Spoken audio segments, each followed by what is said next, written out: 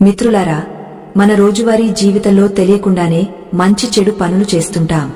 కొన్నిసార్లు కోపంతో ప్రవర్తిస్తాం, మరికొన్నిసార్లు ఆశతో అబద్ధాలు చెబుతాం, ఇంకొన్నిసార్లు ఎవరినైనా బాధపరుస్తాం. శాస్త్రాల్లో రాసినట్టు ప్రతి పాపానికి ఏదో ఒక ప్రాయశ్చిత్తం ఉంటుంది. దానం, పుణ్యం, తీర్థయాత్ర లేదా భగవంతుడితో సచ్చిదానందంగా క్షమాపణ చెప్పి మనిషి తన పాపాల బరువును తగ్గించుకోవచ్చు. కానీ ఒక పాపం మాత్రముంది. అది అంత భయంకరమైనది. ఆత్మను నల్లటి నీడలా చుట్టేసి జన్మల తరబడి మోక్షం దొరకనివ్వదు. ఆ పాపం ఏంటో మీకు తెలుసా? ఇది గరుడుడే ప్రత్యక్షంగా చూసి స్వయంగా విష్ణుమూర్తికి చెప్పిన సత్యం. ఈ వీడియోలో మీరు ఆ భయంకరమైన పాపం గురించి, దాని ఫలితాలు ఏమిటి, మనం ఏం జాగ్రత్తలు తీసుకోవాలో తెలుసుకోబోతున్నారు. చివరి వరకు చూడండి. ఈ సందేశం మీ జీవితం మారుస్తుంది. ఒకరోజు గరుడ భూమిపై తిరుగుతుండగా చూశాడు.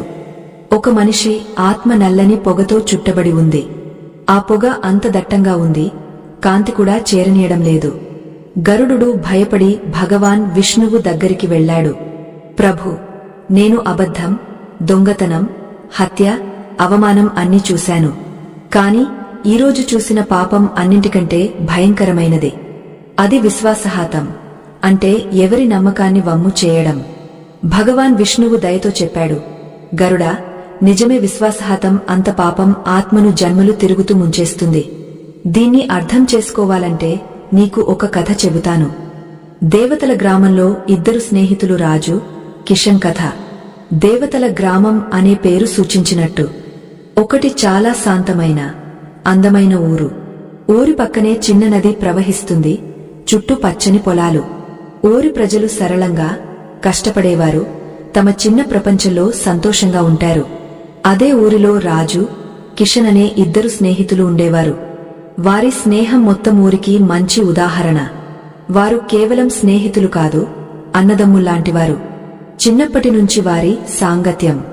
ఒకే పాఠశాలలో చదువు, ఒకే మామిడి చెట్టుపై ఎక్కి మామిడికాయలు కోయడం, ఒకే తట్టలో భోజనం. వారు తమ జీవితంలోని ప్రతి సుఖ దుఃఖాలను పంచుకున్నారు. రాజు స్వభావం చాలా సరళమైనది, నిష్కపటమైనది. అతనికి సంబంధాలు ప్రపంచంలోని అతి పెద్ద సంపద. అతడు కష్టపడడానికి ఎన్నడూ భయపడడు. తన చిన్న పొలంతో సరిపెట్టుకుంటాడు. అతని భార్య పార్వతి కూడా అతనిలాగే శాంతవంతి, భక్తిపరురాలు. వారికి 5 ఏళ్ల బిడ్డ రాధ ఉంది.